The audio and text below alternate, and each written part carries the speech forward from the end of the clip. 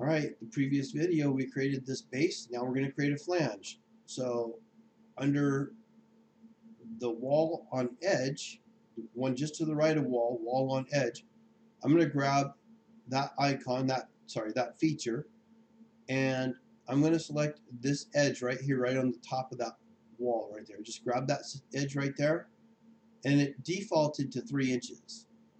I don't want it quite that high. I'm going to change that to a 1-inch flange and see what it looks like. I'm going to hit tab. You know what? I got a 1/2 inch radius. So now I'm thinking that's a little big. So I'm going to select OK. If I double click sheet metal parameters, remember where we set that to? Oh, I set that to 3/8. Let's try 1/4.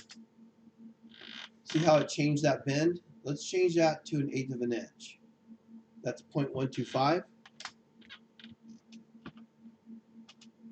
All right. So what I got here is a piece that has a much sharper bend than I originally started with. So I guess my lesson on creating sheet metal parts is the larger the radius, the less rejection parts we're going to have. Or in other words, the less chance I'm going to have of breaking it, because this radius starts getting so tight it's hard to bend it, and sometimes if the radius is super small, they can't make it, it'll actually crack. So the larger you can keep the radius, the better. So we're going to practice that habit, and let's go with a 1/4 inch radius, which should be pretty easy for them to do, depending on the thickness of the part. And I'm going to double click this wall. So again, if you ever want to change anything on CATIA, it's easy, you just double click it. If I double click that wall, I can make that flange even taller. So there's an up arrow to the right over here, and I just made it 2 inches tall. If I hit preview, I can select OK, and you can see that this flange is now 2 inches tall. The wall itself, the first thing we start with, if I double click the wall, those parameters come up. I could change these numbers around.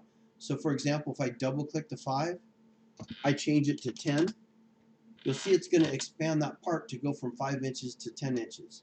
So the real key to CAD software, whether it's CATIA, AutoCAD, SolidWorks, Unigraphics, Pro Engineering, 360 Fusion, whatever you're using, most cases you can double click to edit.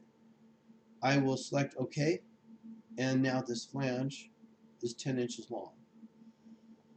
All right, I'm going to put a flange on a flange by selecting the same one, wall on edge.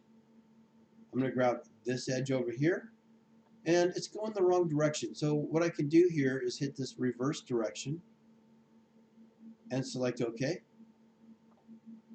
And there you have it. I've got a flange and then another flange. Again, maybe that flange I want to be smaller, so I can double click this and set in a smaller length. Let's go 1.5 inches and hit preview and select OK.